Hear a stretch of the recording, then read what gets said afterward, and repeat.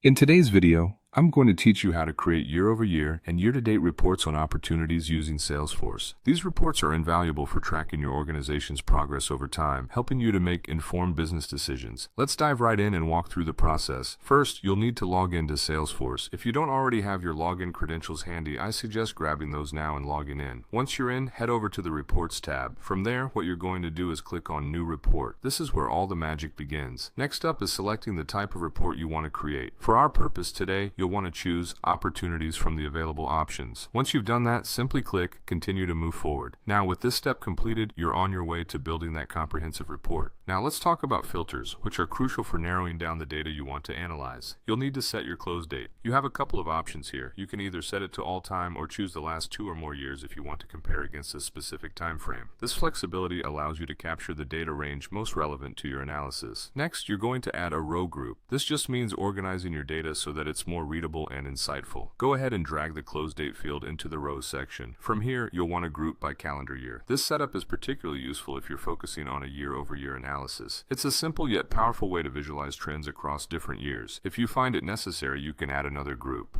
Perhaps you're interested in grouping by quarter or even by owner. Adding another layer of detail can provide more granular insights into your data, depending on what you want to focus on.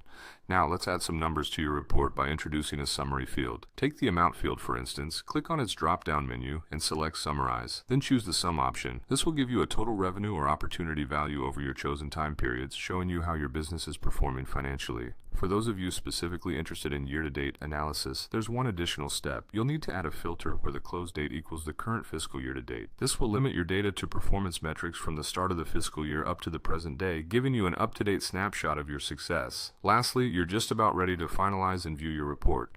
Click on Save and Run, then enter a memorable name for your report and save it. There you have it. You've successfully created year-over-year and year-to-date reports, empowering you to better understand your organization's opportunities and chart its future course effectively.